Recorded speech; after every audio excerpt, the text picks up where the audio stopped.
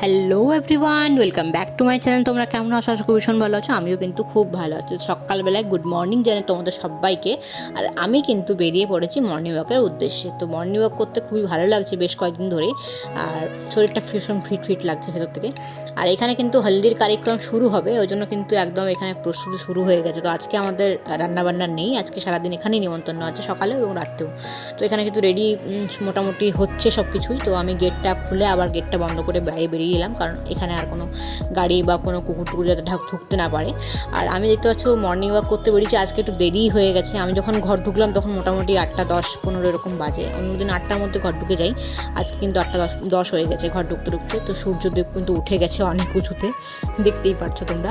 তো বাড়ি চলে এসেছি, দেখো বাড়ি চলে এসে কিন্তু দেখতে পেয়েছি এখানে একটা জবা ফুল ফুটে গেছে। জবা ফুলটা কিন্তু খুব সুন্দর দেখতে। আমার এটা আগের ছিল শিলিগুড়িতে, সবাই তোমরা জানো, যারা যারা আমার আগের ব্লগ দেখো তারা কিন্তু জানো যে আমার এই জবা ফুলটার কালারটা আগের ছিল। তো ওটাই আবার নিয়েছি, ওটাই আবার কিনেছি। তো এখানে তো আসার পর গাছটা তো মরে গেছিলো। তো এখানে জবা ফুলটা ঠিকমতো গাছটা না ঠিকমতো হতে পারছে না, কিন্তু কেন জানি না। এখানে এই ওয়েদারটা হয়তো জবা ফুলের জন্য নয়, জানি না কেন। আর এখানে দেখো আমি কিন্তু মর্নিং ওয়াক করে এসে গাছগুলোকে আমি আগে দেখি, কারণ ওদেরকে আগে দেখতে হয়, ওদেরকে আগে যত্ন করতে হয়, ওদেরকে ভালোবাসা দিতে হয়। সকালবেলা ওরাও চায় যে একটু কেউ এসে ওদেরকে একটু আদর করুক, কেউ ওদেরকে একটু গাছে জল দিয়ে দিক, কেউ দেখুক যে আমার কী প্রয়োজন। তো সেগুলো দেখছিলাম, দেখতে দেখলাম যে দেখো কতগুলো কুমড়ো ফুলের ফুলগুলো কিন্তু দারুণভাবে ফুটে আছে। একটা ফুল কিন্তু কালকেই ফুটবে, যেমন এই ফুলটা কিন্তু কালকেই ফুটবে। আর এটা দেখাবো কিন্তু কালকের ব্লগে আমি, যে কালকে কেমন ফুলটা ফুটলো আর কি। তো এই ফুলটাও কিন্তু পরশুর মধ্যেই ফুটবে, যেটা আমার মনে হচ্ছে আর কি। তো চলো, হাজব্যান্ড আর আমার জন্য আর মেয়ের জন্য ভাবলাম ব্রেকফাস্টটা বানিয়ে নিন। ব্রেকফাস্টও নিচে হচ্ছে, কিন্তু ব্রেকফাস্ট আমরা খাবো না, খাবো দুপুরবেলা এবং রাত্রেবেলা। তো এখানে ব্রেকফাস্ট বানিয়েছিলাম সমস্ত সবজি দিয়ে, ভেজ চাউমিন বানিয়েছিলাম। বাঁধাকপি, ফুলকপি, গাজর, আলু, ক্যাপসিকাম, বাদাম সব দিয়ে বানিয়েছিলাম। বানিয়েছি হচ্ছে আজকে chow mein, vegetable chow mein, veg chow mein, সমস্ত সবজি দিয়ে এবং বাদাম দিয়ে। এটা হাজব্যান্ডের, আমার প্লেট। চলো খেয়ে নিই খাবারটা, হাজব্যান্ড টান করছে। খাবারটা খেয়ে বেরোবো এখন মেন ডাক্তার দেখাতে, চোখের পাওয়ার দেবে আজকে, দেখিয়ে নিই। তারপরে টিউশন আছে মেয়ে 8:30 থেকে। আর নিচে আছে আজকে বিয়ে বাড়ি, আজকে হেলদি টেলদি এসব আছে। নিচে যখন মর্নিং ওয়াকে যাচ্ছিলাম তখন তোমার সাথে শেয়ার করেছিলাম যে হলদির ওখানে সাজানোটা, তো ওটাই আজকে আছে নিচে। দেখাবো, তোমার সাথে শেয়ার করবো যতটা পারি। মেয়েকে ডাক্তার দেখিয়ে নিয়ে আসলাম, ও ব্যাগ নিতে ভুলে গেছে, তার জন্য নাহলে ওখানে নামিয়ে দিতাম, ওকে টিউশনে দিতে তারপর ঘর ঢুকতাম। যাই হোক, যথারীতি আমি এখন ওকে দিয়ে যাচ্ছি টিউশনে। চলো রেডি হয়ে নিচে যাচ্ছি। অনেকক্ষণ আগে নিচেই ছিলাম, কিন্তু ভিডিও তোলা হয়নি আর কি। তো এখন রেডি হয়ে নিচে, স্নান করে নিচে যাচ্ছি। শাড়িটা বললাম না, চুড়িদারই পরেছি। তো নিতে এসেছি মেয়েকে, এখন বাজে 1:20 কি 25 এরকম বাজে, কারণ ওখানে খাওয়ান দাওয়ান শুরু হয়ে গেছে। তো এখানে তো বেশি তাড়াতাড়ি খুব খাওয়ান দাওয়ান শুরু হয়, আর বেশিক্ষণ থাকে না, 2টোর মধ্যে সব শেষ হয়ে যাবে খাওয়ান দাওয়ান। তো ওই জন্য ভাবলাম যে না, মেয়েকে তাহলে নিয়ে একবার একটু তাড়াতাড়ি করে বাড়ি যাই, খাওয়ান দাওয়ান শেষ করি, তারপরে স্নান টান করাবো মেয়েকে।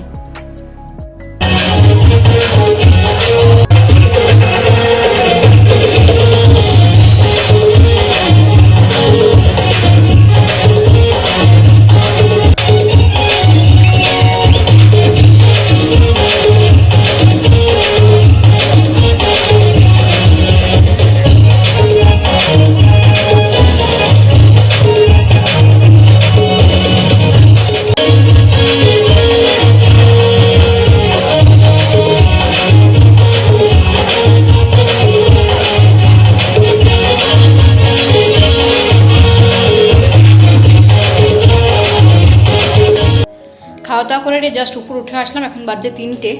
জাস্ট খাওয়া দাওয়া করে উপর উঠে আসলাম। মেয়ের আবার টিউশন আছে, আবার ওকে দিতে যেতে হবে 4টার সময়। 3টে থেকে টিউশন ছিল, আমি বারণ করেছিলাম 3টার সময় নিয়ে যেতে পারবো না বলেছিলাম, তো ওই জন্য আবার 4টার সময় ওকে টিউশনে নিয়ে যেতে হবে। আজ ঘরের কোনো কাজই হয়নি, আমি ঝাঁটও দিতে পারিনি, এখন অবস্থা সকাল থেকে দৌড়াচ্ছি। যাই হোক, এখন আমি আগে মেয়েকে ড্রপটা দিয়ে দিই, ও ওখানে শুচ্ছে, এখন ওকে ড্রপটা দেবো। ওকে ড্রপ দেওয়ার পর আমার কিছু কাপড় জামা ভেজানো আছে, সেগুলো কাচবো, কেচে আমি ঘরটা ঝাড় দেবো, তবে মেয়েকে নিয়ে টিউশনে যাবো। রাত্রেবেলারও খাওয়ার দাওয়ার কোনো ঝামেলা নেই, রাত্রেবেলারও নিচে খাওয়ার দাওয়ার খুব ভালো খাওয়ার দাওয়ার খাইছে। বলছি কী কী খাওয়ার দাওয়ার খাইছে, মেয়েকে আগে ড্রপ দিয়ে দিই, তারপর বলছি। ড্রপ দিয়ে দিয়েছি, এখানেও শুয়ে আছে চপটা নিয়ে। তো এই ড্রপটা দিতে বলেছে। আর একটা ভালো খুশির খবর আছে, যেটা হচ্ছে আমার মেয়ের আজ থেকে চশমা আর পরতে হবে না। এটা আমার ভালো লাগলো শুনে পরে। তো ওকে এখন থেকে ভেজিটেবল বেশি করে খাওয়াতে হবে বলেছে, তাহলে চশমা একদমই পরতে হবে না আর কখনোই।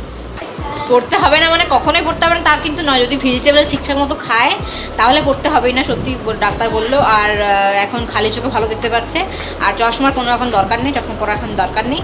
আর বললো 3 মাস পর আবার চেকিংয়ে আসতে হবে। সকালে তো মর্নিং ওয়াকে গেছিলাম, দেখতেই পেয়েছিলাম। মর্নিং ওয়াক থেকে ঘরে এসে চাউমিন বানিয়ে আমি মেয়েকে নিয়ে আগে ডাক্তারের কাছে গেছিলাম। ডাক্তার কাছ থেকে এসেই দৌড়ে গেলাম মেয়েকে নিয়ে টিউশন থেকে ঘরে দিয়ে এসেই নিচে ছিলাম। তখন নিচে আমাদের ওখানে হলদির অনুষ্ঠান হচ্ছিলো।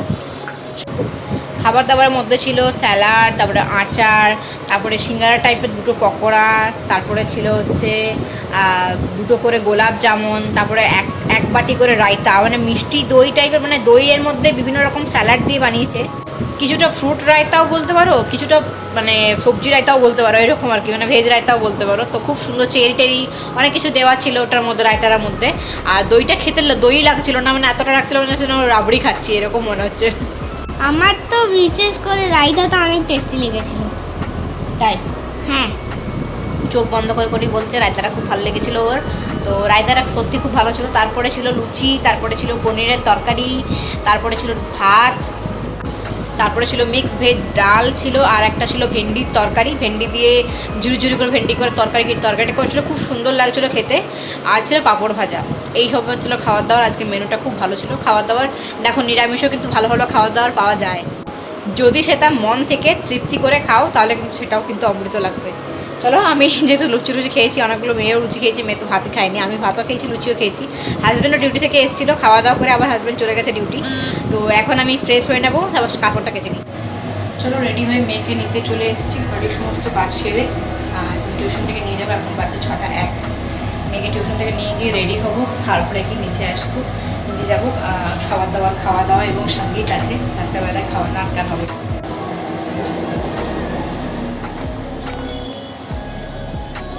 মেয়েকে টিউশন থেকে নিয়ে এসে আমি কিন্তু পাশের বাড়ি 2-3জনের সাথে অনেকক্ষণ ধরে কথা বলছিলাম, গল্প করতে তারপরে কিন্তু দেখলাম যে না, এবার টাইম হয়ে গেছে, এবার একটা রেডি হতে হবে।